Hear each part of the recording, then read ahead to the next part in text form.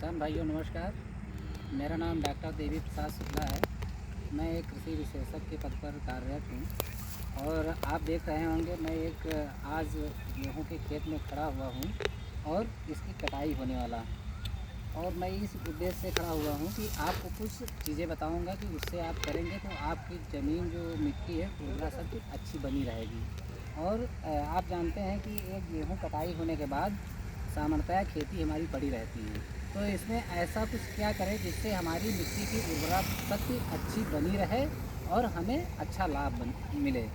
उसके लिए मैं बताऊंगा, इसको गेहूं कटाई करने के बाद हमें ढैंचा इसमें बुआई करना है। ढैंचा क्या है? एक दलहनी फसल है। दलहनी फसल के लिए क्या करना है? सामान्यतः हमें कटाई करने के बाद एक हल्का पानी लगाना है और पानी लगाने के बाद 14 से 15 केजी पर एकड़ के हिसाब से हमें ढैंचा बुआई करके और एक हल्की सी जुताई कर देना है। हल्की सी जुताई करेंगे तो एक दलहनी फसल है। इसकी जड़ें क्या होती हैं कि आप देखते होंगे कि हम लोग रोटावेटर से या बहुत ही ऐसे हलों से जुताई कर रहे हैं तो हमारी जो जड़ है ज़्यादा गहराई तक नहीं जा पाती हैं।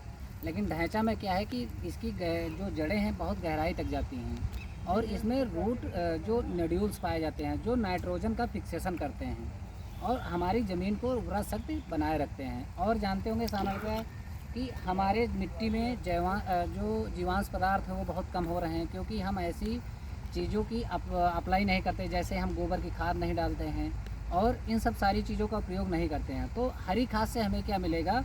आपके देखेंगे कि हमारे जो जीवांश पदार्थ हैं वो अच्छे रहेंगे, बैक्टीरिया जो बेनिफिशियल हमारे माइक्रो ऑर्गेनिज्म हैं, जीवाणु हैं, वो पैदा होंगे और मिट्टी में हमारे जो एरेशन बढ़ेगा।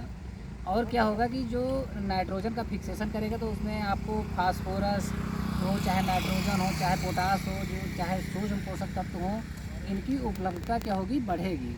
और हमारे मिट्टी में जो फास्फोरस अनअवेलेबल फार्म में पड़ा हुआ है तो ये क्या करेगा? उसको उपलब्ध करा देगा।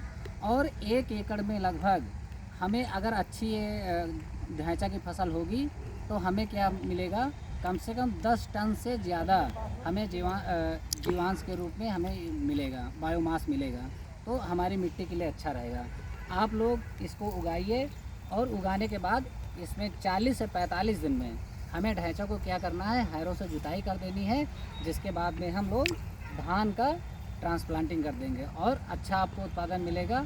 और इससे संबंधित कोई आपका सुझाव हो, कुछ हो, ऐसे मैं वीडियो बनाता रहता हूँ। हमारे चैनल को सब्सक्राइब करिए और आप सभी किसान भाइयों को बहुत बहुत धन्यवाद।